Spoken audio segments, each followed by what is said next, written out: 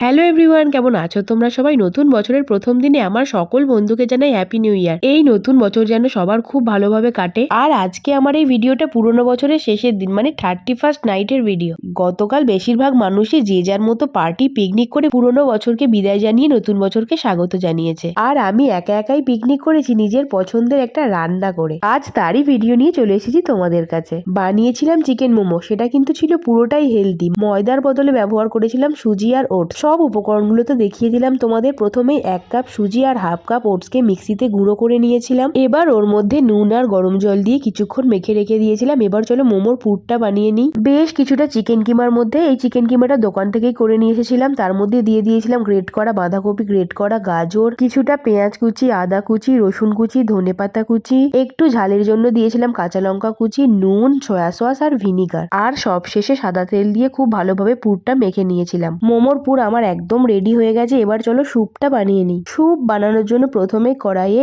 1 চামচ সাদা তেল গরম করে চিকেনগুলো একটু ভেজে নিয়েছিলাম। এবার এর মধ্যে বেশ কিছুটা জল দিয়ে প্রায় 15 থেকে 20 মিনিট মতো ঢাকা দিয়ে ভালোভাবে ফুটিয়ে নেব। এই দেখো সুজি আর ওটস দিয়ে বানানো মোমোর ডোটা দেখে মনেই হচ্ছে না যেটা ওটস দিয়ে বানানো। খুব ভালোভাবে আবারও একবার মেখে নিয়েছি। এবার ছোট ছোট লেচি করে পুর ভরে মোমোর আকারে তৈরি করে নেব। চারিদিকে পিকনিক হচ্ছে আর এত জোরে জোরে গান বাজছে, তাই আমার একটু নাচ করতে ইচ্ছা করছিল। চলো তাহলে এবার আসল কাজটা করা যাক, মোমোর শেপটা দেওয়া। সেটাই খুব চাপের। যা হোক করে মোমোর মতো বানানোর চেষ্টা করেছি, তাও সবগুলো মোমোর মতন দেখতে হয়নি। আমি তো একা খাবো, তাই কোনো চাপ নেই। সে যেমনই দেখতে হোক না কেন, খেতে ভালো হলেই হলো। এদিকে আমার চিকেন স্টকটা একদম রেডি হয়ে গেছে। এবার একটা কড়াই 1 চামচ সাদা তেল গরম করে আদা কুচি আর রসুন কুচি দিয়ে একটু ভেজে নিয়েছি। এবার ওর মধ্যে দিয়ে দিলাম বিনস, গাজর, বাঁধাকপি আর কাঁচা লঙ্কা কুচি। হালকা একটু ভেজে নিয়ে চিকেন স্টকটা সবটাই দিয়ে দিয়েছি। এবার তার মধ্যে দিয়ে দিলাম কিছুটা সয়া সস আর কিছুটা ভিনিগার। তারপরে দিয়ে দিলাম স্বাদ মতো নুন আর গোলমরিচ গুঁড়ো। এবার দিয়ে দেবো চিকেন স্টকটা বানানোর সময় যে চিকেনগুলো দিয়েছিলাম, সেগুলো একটু হাতে করে এভাবে ভেঙে নিয়ে সেগুলো সবটা দিয়ে দেবো। খুব ভালোভাবে ফুটিয়ে সবশেষে 1 চামচ কর্নফ্লাওয়ার জলে গুলে দিয়ে দিয়েছি। আমার স্যুপ একদম তৈরি হয়ে গেছে।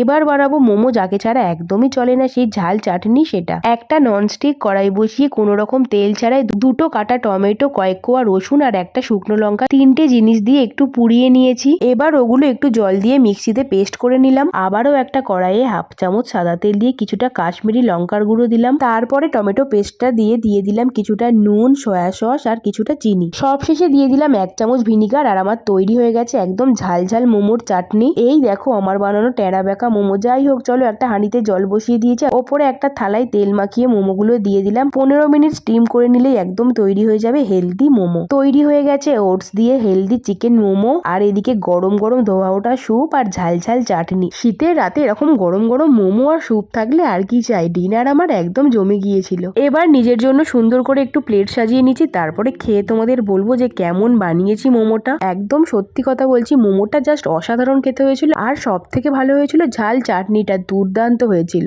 8খানা মোমো আমি একাই খেয়ে নিয়েছি। এবার চলো স্যুপটা খেয়ে দেখি কেমন হয়েছে। স্যুপটা কিন্তু আমার একদম ভালো লাগেনি, খুব একটা ভালো হয়নি খেতে। তাহলে চলো আজকের ভিডিওটা এখানে শেষ করে দিচ্ছি। ভালো লাগলে লাইক করে দিও। দেখা হচ্ছে পরের ভিডিও। ততক্ষণ সবাইকে টাটা।